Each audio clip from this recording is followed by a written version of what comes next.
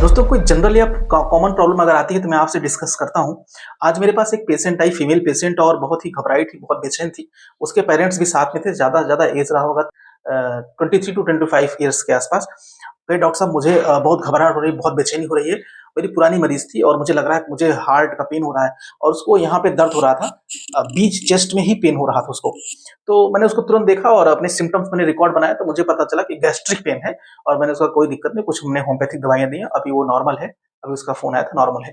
तो दोस्तों मैं आपसे अब यहाँ डिस्कस करना चाहता हूँ कि हमें घर पे कैसे समझें कि मेरा ये नॉर्मल पेन है, गैस्ट्रिक पेन है, मस्कुलर पेन है, या फिर मेरा ये हार्ट का पेन है या कार्डियक पेन है। ये कहीं मायोकार्डियल इंफ्राक्शन का पेन तो नहीं है। इसके लिए मैं आपको बेसिक इंपॉर्टेंट चीज़ें बता रहा हूँ, आप समझो। कार्डियक पेन या हार्ट का पेन जब भी होगा तो बीच में होगा, और चेस्ट के पेन के बीच में होगा या लेफ्ट साइड हो सकता है। राइट जाने के चांसेस बहुत कम है, हमेशा लेफ्ट साइड में होगा दोस्तों, आप समझो।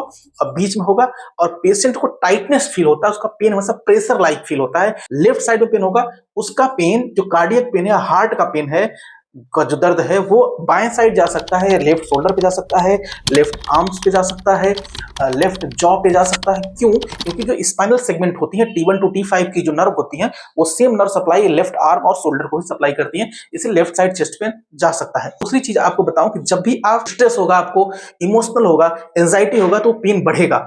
वो उससे रिलेटेड पेन हो जाता है, सिंपैथेटिक नर्व की वजह से आपको वो रिलेटेड। दूसरी इंपॉर्टेंट चीज है कि जब आप गैस्ट्रिक की कोई मेडिसिन खाएंगे या कोई एंटी एसिड खाएंगे तो आपको उससे आराम नहीं मिलेगा। तो this is the cardiac pain. और आपको फियर ऑफ डेथ आएगा, बहुत ही बेचैनी होगा कि अब जान निकल जाएगी, और फियर ऑफ डेथ जैसी कंडीशन बनने लगेगी। और अगर आप ऐसा दर्द आपको 15 मिनट तक हो रहा है तो आपको तुरंत इमीडिएट इमरजेंसी मेडिकेशन की जरूरत है, आपको तुरंत हॉस्पिटल जाना है, वहां से इमरजेंसी हैंडलिंग की जरूरत है। उसके बाद आपका सेकेंडरी आपके लिए यहाँ पे होम्योपैथिक मेडिसिन, आपके सपोर्टिव मेडिसिन हो सकती है। दोस्तों अब मैं आप बात करता हूँ गैस्ट्रिक पेन या मस्कुलर पेन। गैस्ट्रिक या मस्कुलर पेन लेफ्ट राइट बीच शोल्डर कहीं भी हो सकता है। दूसरी चीज, मूवमेंट्स करने से गैस्ट्रिक पेन बढ़ेगा, साथ में वोमिटिंग की टेंडेंसी हो सकती है। दूसरी चीज, आप जब भी एंटी एसिड या गैस की मेडिसिन लेंगे तो आपको आराम मिलेगा, नोजिया फील हो सकता है।